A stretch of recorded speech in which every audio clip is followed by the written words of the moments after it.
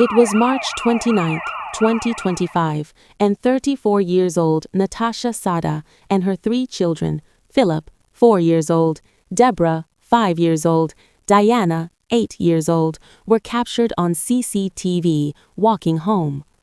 Shortly after this CCTV was captured, the family would cross at this intersection of Ocean Parkway and Quinton Road in Brooklyn, New York.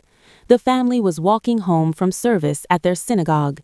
The traffic light had gone red and they were safe to cross the road. At least that's what they thought. Out of nowhere, a blue Audi came speeding through the intersection where it will slam into an Uber driver in a silver Toyota that was turning before hitting Natasha and her kids, and finally coming to rest on its roof. A further 130 marks on the road that indicated Miriam had tried to evasive action or make any attempts to slow down as she entered the intersection. This particular Audi was equipped with a device that acts like a black box on a plane and collects data such as speed, brake intensity, steering G-forces, and throttle position. Authorities would gain a warranty to be able to access this data, and what they would find was shocking. Miriam was traveling down Ocean Parkway, a 25-mile-per-hour zone, at a staggering 70 miles per hour, almost 3 times the speed limit. To add to that, the data also showed she had never used the brake on the vehicle, approaching the intersection with the throttle position at 98%, almost to the floor with no intentions of stopping. The distance the Audi had traveled after the crash and the fact that it had flipped several times painted a devastating picture.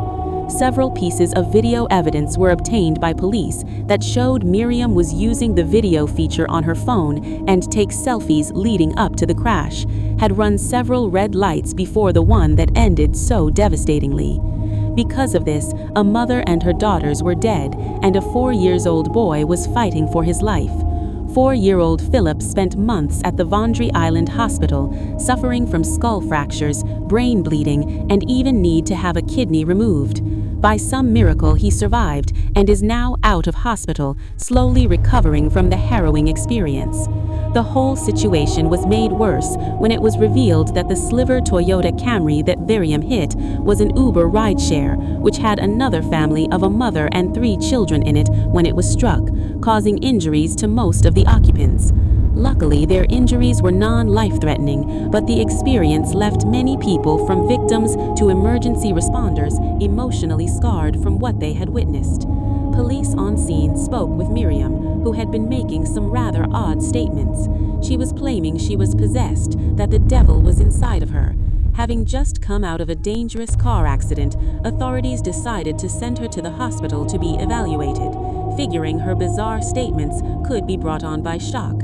She was taken to Bellevue Hospital, where she was assessed and medically cleared of injury, but was immediately committed to a psych ward for further assessment.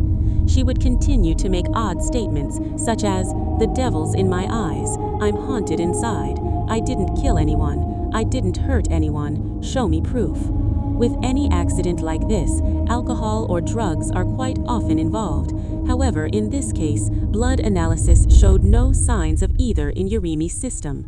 Back at the crime scene, evidence was quickly gathered, and with her previous driving record, the black box data, and the CCTV footage, it left no doubt in the minds of investigators that Miriam Uremi was responsible for the deaths of 3 people.